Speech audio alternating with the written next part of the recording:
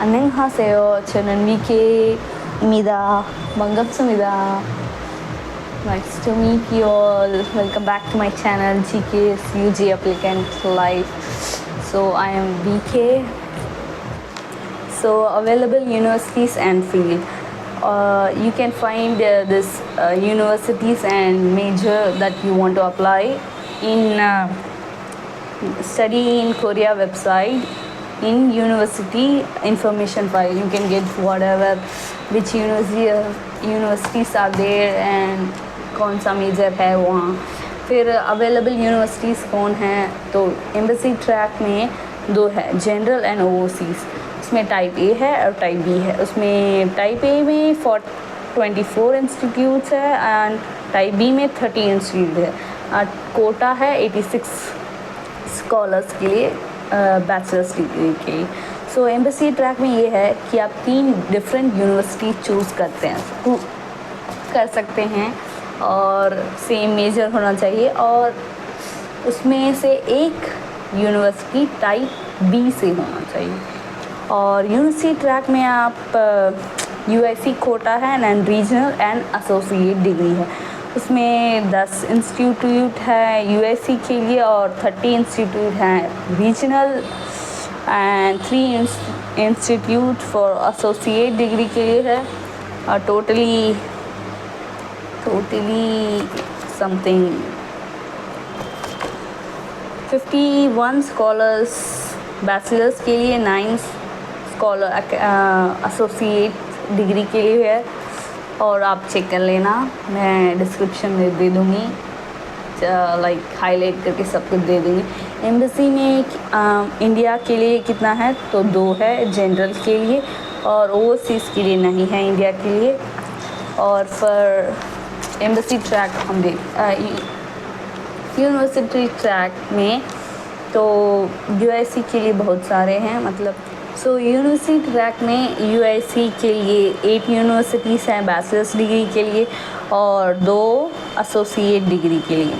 तो totally 60 scholars इसमें select होंगे. फिर रीजनल यूनिवर्सिटी प्रोग्राम के लिए 86 स्कॉलर्स फ्रॉम 72 कंट्रीज से आएंगे और इंडिया के लिए भी 2 ही हैं. But I think so quota will be changing, तो देखते हैं. सो एसोसिएट के लिए तो बहुत सारे हैं. टोटली 30 स्कॉलर्स एसोसिएट डिग्री के लिए आएंगे फ्रॉम 6 रीजन्स और वो आप देख लेना अपना. तो एलिजिबिलिटी क्या है, नेशनैलिटी मतलब आप कोरियन नहीं होनी चाहिए, एक्सेप्ट कोरियन आप जिस कंट्री के भी हैं वो सब एलिजिबल है. और फिर लेवल ऑफ एजुकेशन, आप बैचलर्स कर रहे हैं तो आपको हाई स्कूल कंप्लीट होना चाहिए और आप मास्टर्स करने वाले हैं तो अपना बैचलर्स डिग्री कंप्लीट होना चाहिए. यही है बस. तो ग्रेड्स बहुत इम्पॉर्टेंट है. मतलब ग्रेड्स में 2 पार्ट है. पहले तो आपका 2 क्राइटेरिया पूरे करने हैं. पहली कि आप 80% आपके मार्क्स होने चाहिए, नहीं तो या आप टॉप 20 रैंक्स में आने चाहिए अपने क्लास में. आप दोनों ही नहीं हैं तो next CGPA must be equal to 6.64 to 4.0 scale होने चाहिए. जितने भी 4 स्केल्स हैं उनमें से एक आप होने चाहिए. तो मेरा सजेशन ये है कि आप 4.0 में कन्वर्ट करें. आपका परसेंटेज 80 से कम है तो आप कन्वर्ट कर सकते हैं, जैसे मैंने किया था, मतलब करने वाली हूँ. सो आप ऐसे कर सकते हैं CGPA कन्वर्टर में scholaro.com you can use it and मैंने वीडियो उसका भी डिस्क्रिप्शन लिंक में डाल दिया है तो आप चेक कर सकते हैं. So the next is as आपकी 25 ईयर्स से नीचे होनी चाहिए और कोई क्रिमिनल रिकॉर्ड्स ऐसे नहीं होने चाहिए. फिर हेल्थ आप बहुत अच्छे होने चाहिए क्योंकि वहाँ 4 साल पढ़ने पड़ेंगे. और फिर लैंग्वेज ईयर्स भी 1 ईयर का है तो 5 ईयर्स आपको पढ़ना होगा. तो आप मेंटली फिज़िकली सब स्टेबल होने चाहिए कि आप इतने टेंशन में पढ़ सकते हैं. तो रेस्ट्रिक्शंस क्या है, मतलब रेस्ट्रिक्शंस आप पढ़ लेना क्योंकि ऑलमोस्ट आप इंडियन हैं तो वो सब कुछ भी नहीं होगा. तो बस पढ़ लेना, मैंने ऑलरेडी सब चीज़ हाईलाइट करके दे दिया है तो आप पढ़ लेना. फिर एम्बेसी ट्रैक में आपको फर्स्ट राउंड एम्बेसी को भेजना होगा और यूनिवर्सिटी ट्रैक में डायरेक्टली आपको यूनिवर्सिटी को भेजना होगा। यूनिवर्सिटी ट्रैक में आप एक ही यूनिवर्सिटी एक ही मेजर अप्लाई कर सकते हैं और एमबीसी ट्रैक में आप 3 यूनिवर्सिटी अप्लाई कर सकते हैं मगर एक ही मेजर से। एंड आपको टॉपिक 3 कंपलसरी करना होगा if you are selected language year में। और स्पेसिफिकली यूनिवर्सिटी को देखें तो उनके अलग अलग क्राइटेरियास होते हैं। आप जिस मेजर में लेंगे उसका टॉपिक लेवल अलग होगा तो आपको वो सब चेक करना होगा यूनिवर्सिटी में फाइल में जिस यूनिवर्सिटी में आप अप्लाई करने वाले हैं। और एप्लीकेशन एंड सिलेक्शन प्रोसेस क्या है वो तो ये पता ही होगा। फर्स्ट एम्बेसी मतलब एम्बेसी आपको सेलेक्ट करेगी, फिर सेकेंड उनको एनआईडी के भेजेगी, एनआईडी राउंड सब देख के फिर आपको फाइनली बताएगी, मतलब ऐसा होगा। फिर यूनिवर्सिटी ट्रैक में आपको यूनिवर्सिटी को भेजना होगा, फिर यूनिवर्सिटी सेलेक्ट कर लेगी, इंटरव्यू कर लेगी, आप सेलेक्ट हो गए तो एनआईडी के बाद आपको फाइनल राउंड के लिए देखा जाएगा। सिलेक्शन शेड्यूल और सिलेक्शन टाइमलाइन वही है बस बट एक्यूरेट नहीं है क्योंकि हर साल थोड़ा बहुत चेंजेस होते हैं। अगर ऑलमोस्ट सिमिलर ही होंगे तो आप जस्ट एक बार रीड कर लेना, सेम ही हैं। तो आपको डॉक्यूमेंट सबमिट करने हैं। तो जैसे कि मैंने कहा था यूनिवर्सिटी ट्रैक में यूनिवर्सिटी को आपको डायरेक्टली भेजना होगा डेडलाइन से पहले। तो आपको अपनी यूनिवर्सिटी के वेबसाइट में जाके चेक करना होगा कि आपकी यूनिवर्सिटी के कौन से डेडलाइन हैं। Maybe second week of सितंबर में आ जाएंगे सब कुछ। तो आपको चेक करना होगा एनआईडी वेबसाइट देखो, जाके देखो क्या आ रहा है उसमें। फिर लिस्ट ऑफ डॉक्यूमेंट्स चेकलिस्ट दिए जाते हैं फॉर एप्लीकेशन, तो वो सब आपको रेडी रखने होंगे। अपोस्टिल कर लेना होगा और रिकमेंडेशन लेटर सब कुछ रेडी हाथ में रख लो। आपको पता ही होगा, ऐसा मैं मानती हूँ। सो वो भी मैंने मतलब फॉर्म 1 to फॉर्म 6 वो सब तो एप्लीकेशन डॉक्यूमेंट्स है। तो रिक्वायर्ड डॉक्यूमेंट्स 7 to 9 हैं। आपके केस में क्या है पता नहीं मगर ये रिक्वायर्ड है, बहुत इम्पोर्टेंट। फिर अदर डॉक्यूमेंट्स लाइक वैलिड आपके पास टॉपिक या टॉफल या आइल्स जो भी है, अवार्ड सर्टिफिकेट्स जो भी आप डाल सकते हैं डाल दो। फिर अप्लीकेंट्स पासपोर्ट आपके पास है तो डाल दो, आपको अपोस्टिल के लिए कम पैसा लगेगा। फिर डॉक्यूमेंट प्रिपरेशन जैसे कि मैंने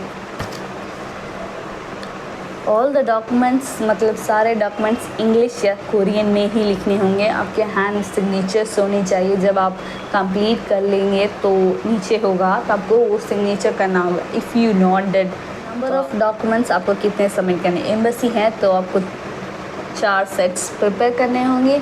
एक सेट ओरिजिनल, 3 उनके फ़ोटो कॉपीज़ या ज़ेरॉक्स आप कर सकते हैं।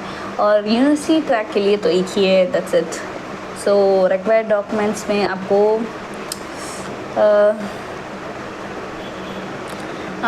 मतलब आपके डॉक्यूमेंट्स इंग्लिश या कोरियन में हैं तो सब आपको अपोस्टिल करने होंगे। इम्पोर्टेंट जो 3 कहे थे मैंने। फिर अदर लैंग्वेजेस में हैं तो आपको ट्रांसलेट करने के बाद अपोस्टिल कराना है, ठीक है, आप समझ रहे हैं। फिर आप जैसे इंडिया में तो अपोस्टिल चलता है, आपके कंट्री में आपको देखना पड़ेगा। फिर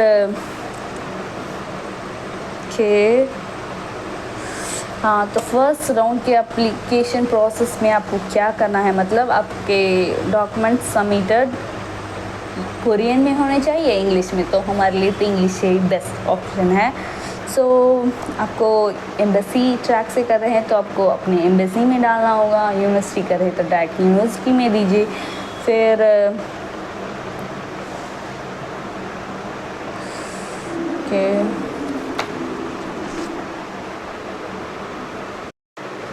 सो मतलब आपके यूनिवर्सिटी को एडिशनल डॉक्यूमेंट्स आपको भेजने हैं तो आप डायरेक्ट यूनिवर्सिटी को भेज सकते हैं।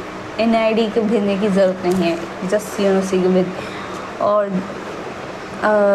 डॉक्यूमेंट्स टू सबमिट में proof of citizenship and family relationship and certificate of graduation and transcript, academic transcript, ये सब तो मैंने बता दी चुकी हूँ।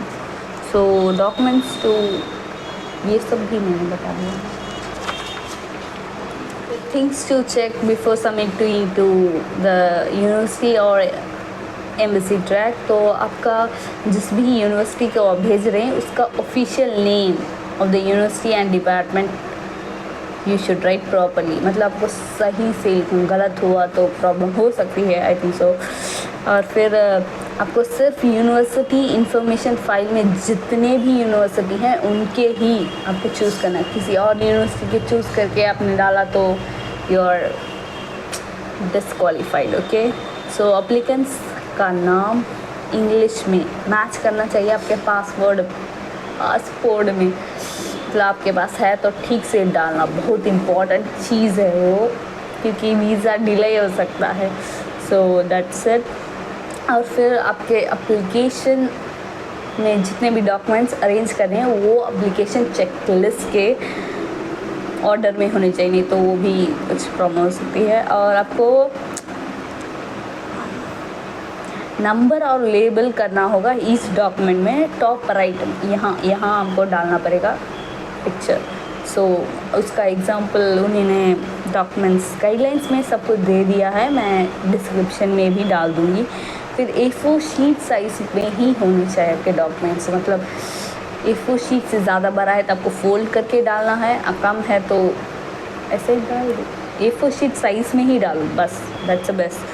फिर एम्बेसी ट्रैक में ये सब भी मैंने बता दिया है।